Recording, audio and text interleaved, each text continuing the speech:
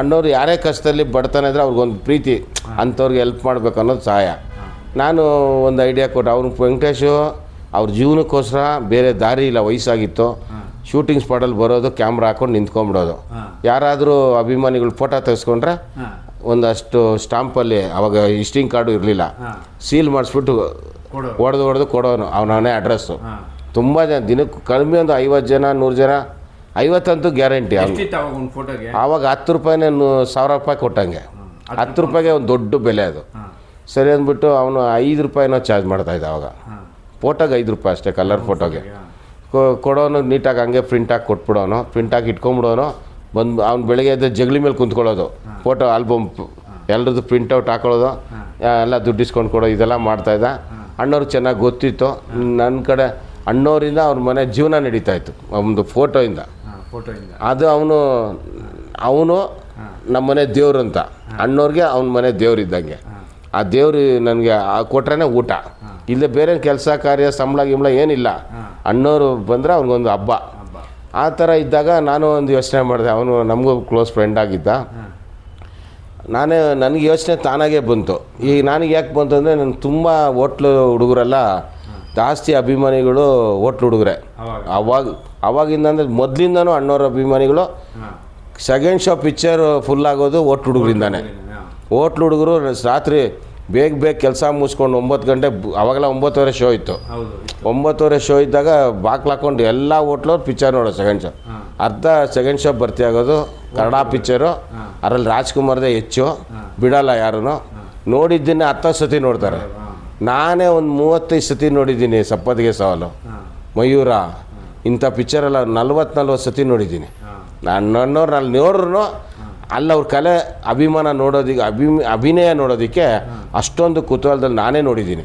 ಅವ್ರು ನೋಡದೇ ಇರ್ತಾರೆ, ಅಣ್ಣವ್ರನ್ನ ನೋಡದೇ ಇದ್ದವರು ನೋಡ್ತಾರೆ. ಆ ಥರದಲ್ಲಿ ನಾನು ಅಣ್ಣವ್ರಿಗೂ ಗೊತ್ತು, ಹೋಟ್ಲು ಹುಡುಗರು ನೋಡ್ತಾರೆ, ಅವ್ರಿಗೂ ಚೆನ್ನಾಗಿ ಗೊತ್ತಿದೆ.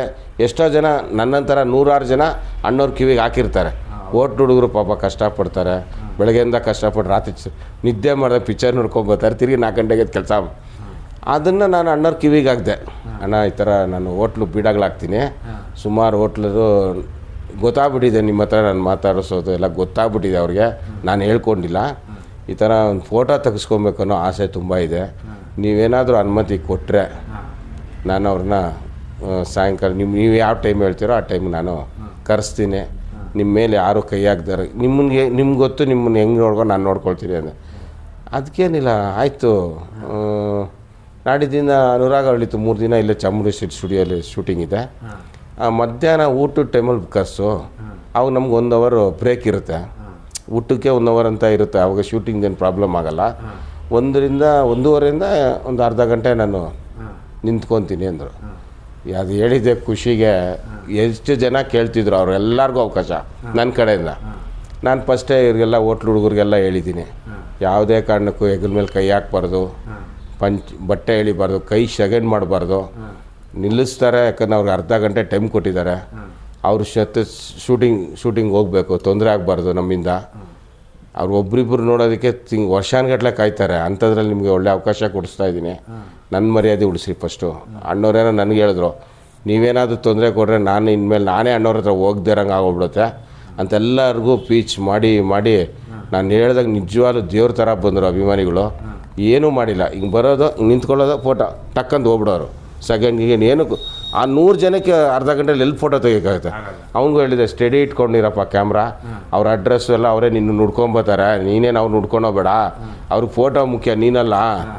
10 ರೂಪಾಯಿಗೆ 100 ರೂಪಾಯಿ ಕೊಡೋಕ್ಕೂ ರೆಡಿ ಇದ್ದಾರೆ, ದುಡ್ಡಿನ ಬಗ್ಗೆನೂ ಯೋಚನೆ ಮಾಡೋ, ಎಲ್ಲ ನನ್ನ ಹುಡುಗರೆ, ನಾನು ಫೋಟೋ ತೋರಿಸು ನಾನೇ ಕಲೆಕ್ಟ್ ಅಂತ ಹೇಳಿದ್ದೆ ಫಸ್ಟೇ. ಆಯ್ತಣ್ಣ ನೀವು ಹೆಂಗೆ ಹೇಳಿದ್ರೆ ಹಂಗೆ ಅಂದ್ಬಿಟ್ಟು ಸ್ಟಡಿ ಹೊಡಿತಾ ಇರೋದು, ಕಳಿಸ್ತಾ ಇರೋದು. ಅರ್ಧ 1 ಅವರ್ ಬ್ರೇಕಲ್ಲಿ ಅರ್ಧ ಗಂಟೆ 100 ಜನ ಅರ್ಧ ಗಂಟೆ ಅವ್ರು ಫೋಟೋ ಊಟ ಮಾಡ್ಕೊಂಡು ಬಂದ್ಬಿಡೋರು. ಈಗಿನ ಹೀರೋಗಳು ಊಟ ಆದ ತಕ್ಷಣ ಒಂದು 10 ನಿಮಿಷ ಮೊದಲನೇ ದಿನ 100 ಜನ ತೆಗ್ಸ್ದೆ, ಕಳಿಸ್ಬಿಟ್ಟೆ. 2ನೇ ದಿನ ನಾನು ಕರೆಕ್ಟಾಗಿ ನಾನು 10:30ಇಂದನೇ ನಾನು ಶೂಟಿಂಗಲ್ಲಿದ್ನ. ಅವ್ರಿಗೆಲ್ಲರಿಗೂ ಒಂದು ಬ್ಯಾಚ್ ಆದಮೇಲೆ ಇನ್ನೊಂದು ಬ್ಯಾಚಿಗೆ ಬರೋಕ್ಕೆ ಹೇಳಿದೆ. ಒಂದೇ ದಿನ 500 ಜನಕ್ಕೆ ಅವ್ರು ಕಷ್ಟ ಆಗುತ್ತಲ್ಲ, ಅವತ್ತು ಎಷ್ಟು ಬೇಕೋ 3 ದಿನ ಟೈಮ್ ಕೊಟ್ಟಿದ್ದಾರೆ ನನಗೆ. ಒಳ್ಳೆ ಕಾಲ್ ಶೀಟ್ ಕೊಟ್ಟಂಗೆ. ಅಯ್ಯೋ ನಿಜವಾಗ್ಲೂ ಅಷ್ಟು ಚೆನ್ನಾಗೆ ನಡೆಸ್ಕೊಂಬಂದೆ. ಆ ಟೈಮಲ್ಲಿ ಸೆಕೆಂಡ್ ಡೇ ಹಾಂ ಹಂಗೆ ನಡೀತು, ಕ್ಲೀನಾಗಿ ನಡೀತು.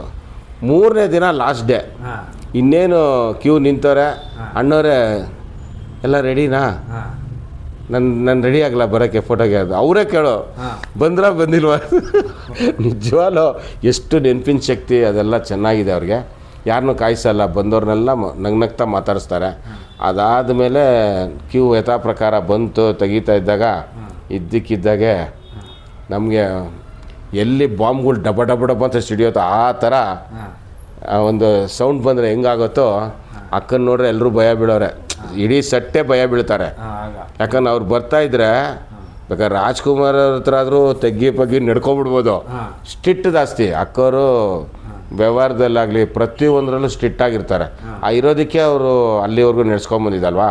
ಅಲ್ಲಿ ಕಾರ್ ಇಳಿದು ಹಿಂಗೆ ಬರ್ತಾ ಇದ್ದಾರೆ, ಏನಿದು ಸಿನಿಮಾ ಥಿಯೇಟ್ರಾ ಸ್ಟುಡಿಯೋನೋ ಇದು ಅಂತ ಮಾತಾಡ್ಕೊಂಬರೋದು ಕೇಳಿಸ್ತಾ ಇದೆ. ಲೈನಾಗಿ ಕ್ಯೂ ನಿಂತವ್ರೆ, ಅಣ್ಣವ್ರಲ್ಲಿ ಫೋಟೋ ತೆಗೆಸ್ಕೊಂತಾರೋದು. ನಿಂತ್ಕೊಂಡು ನೋಡಿದ್ರು, ಅವನು ಯಾರೋ ಬೆಳ್ದ, ಇದೆಲ್ಲ ಯಾರಪ್ಪ, ಆ ಬೀಡ ಇದ್ದಾನಲ್ಲ ಅವನ ಕಡೆಯವರೆಲ್ಲ. ಏನೋ ನಿಂದು ಜಾಸ್ತಿ ಆಯಿತು ಅಂದರು ನನಗೆ, ಅಕ್ಕೋರು ನನಗೆ ಜಾಸ್ತಿ ಆಗೋಯ್ತು ನಿಂದು ಅಂತ ಸ್ವಲ್ಪ ರೇಗಿದ್ರು. ನನ್ನ ಅಣ್ಣವ್ರು ಕೇಳಿಸ್ಕೊಂಬಿಟ್ರು. ನಿಜವಾಗೂ ಹೇಳ್ತಿದ್ದೀನಿ, ನನಗೆ ಇವತ್ತೂ ನನಗೆ ರೋಮಾಂಚನ. ಅವ್ರು ಹೇಳಿರೋ ಮಾತು ಎಲ್ಲೂ ಹೋಗಲ್ಲ.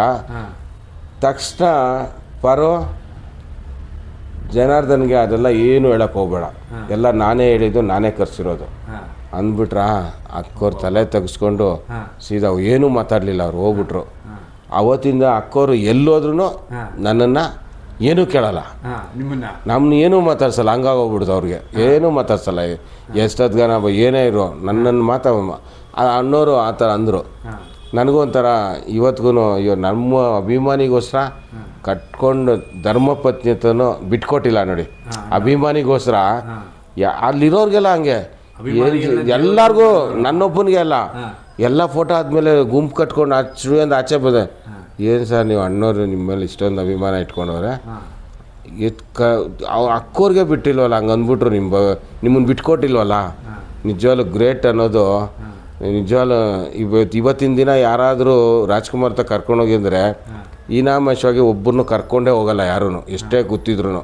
ಅಂಥದ್ರಲ್ಲಿ ನೀವು ಇಷ್ಟು ಜನನ ಕರ್ಕೊಂಡೋಗಿ ಸೇರಿಸಿ ಇದೆಲ್ಲ ಮಾಡಿದೆ. ಅಣ್ಣವ್ರಿಗೆ ಏನು ಇಷ್ಟ ಆಯಿತು ಇದರಲ್ಲಿ ಅಂದರೆ, ಹಣ ಈ ಥರ ಒಂದು 20 ರೂಪಾಯಿ ಫೋಟೋಗೆ ಬರುತ್ತೆ, ವೆಂಕಟೇಶ್ವರ ಜೀವನಕ್ಕೆ 10 ರೂಪಾಯಿ ಆಗುತ್ತೆ, ಇನ್ನು 10 ರೂಪಾಯಿ ಬರ ಪರಿಹಾರಕ್ಕೆ ಕಳಿಸೋಣ ನಿಮ್ಮಿಂದ ಅಂದೆ. ಅದು ಅವ್ರಿಗೆ ತುಂಬ ಅಪ್ರಿಷಿಯೇಟ್ ಆಗಿದ್ದು. ಬರ ಪರಿಹಾರಕ್ಕೆ ಅಭಿಮಾನಿಗಳಿಂದನೂ ಹೋಗುತ್ತಲ್ಲ ಒಂದಷ್ಟೋ ಇಷ್ಟ.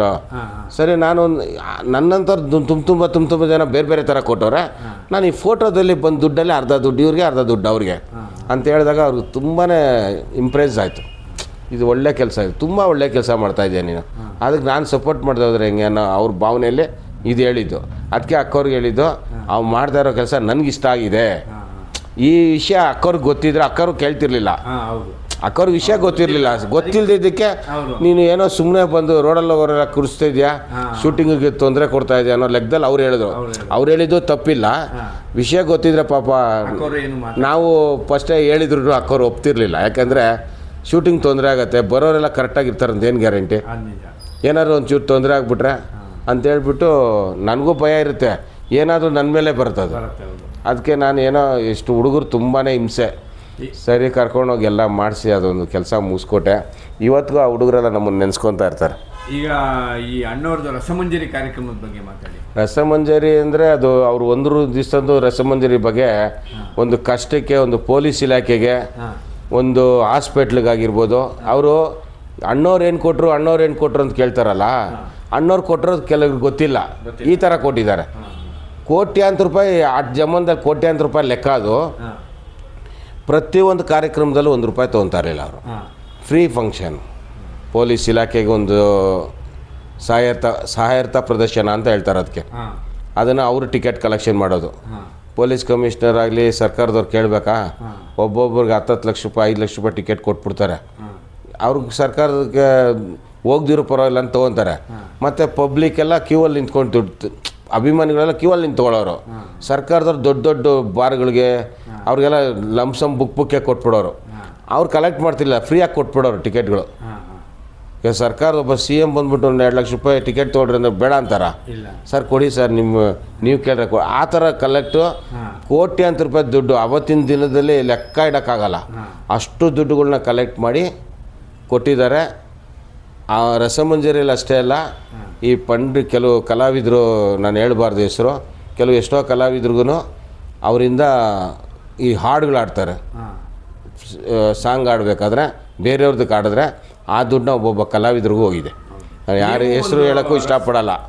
ನೀವು ಒಂದು ರಸಮಂಜರಿ ಕಾರ್ಯಕ್ರಮ ಏರ್ಪಡಿಸಿದ್ರೆ ಅದರಿಂದನೂ ಸ್ವಲ್ಪ ದುಡ್ಡು ಕಲೆಕ್ಟ್ ಆಗಿ ಒಂದು ದೇವಸ್ಥಾನ ಕೊಟ್ಟಿದ್ರಿ ಅಂತ ಆಯ್ತು. ಅದು ಬಂದು ರಸಮಂಜರಿ ಕಬ್ಬನ್ ಪಾರ್ಕಲ್ಲಿ ಶಿವಣ್ಣ, ಸರಗೋವಿಂದವರು ಮತ್ತು ದಿನೇಶು ಒಂದು 4-5 ಜನ ಕರೆಸಿದ್ದೆ.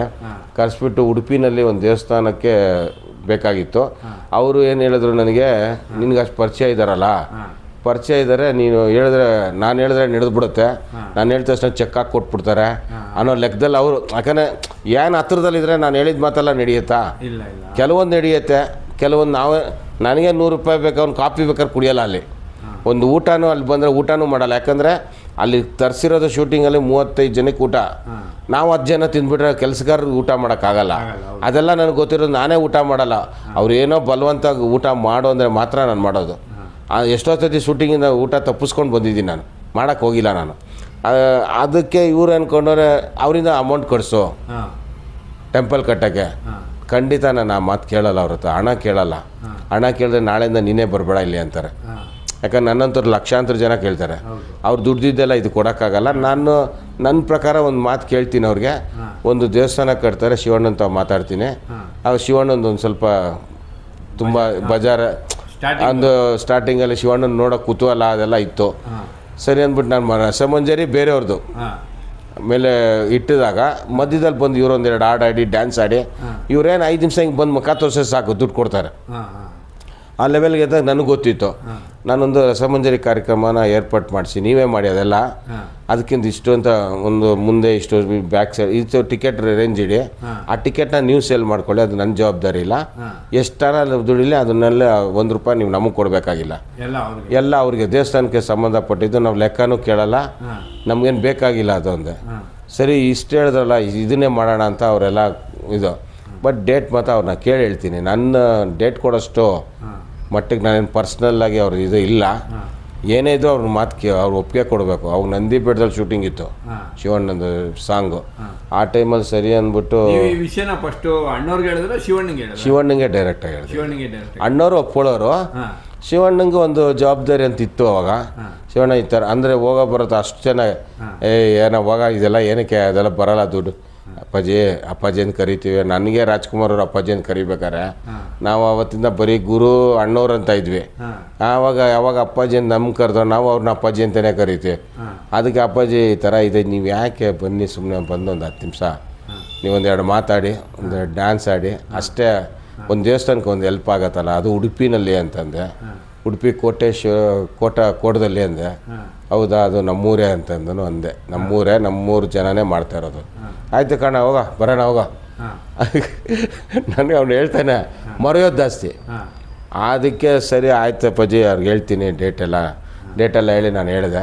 ಅವಾಗ ಬೆಂಗಳೂರಲ್ಲೇ ಇದ್ರಲ್ಲ, ಸರಿ ನಾನು ಆ ಟೈಮಲ್ಲಿ ಬೆಳಗ್ಗೆ ಇವರು 6 ಗಂಟೆ ಕಾರ್ಯಕ್ರಮ, ನಾನು 3 ಗಂಟೆಯಿಂದ ಅವ್ರ ಜೊತೆಲೇ ಇರಬೇಕು.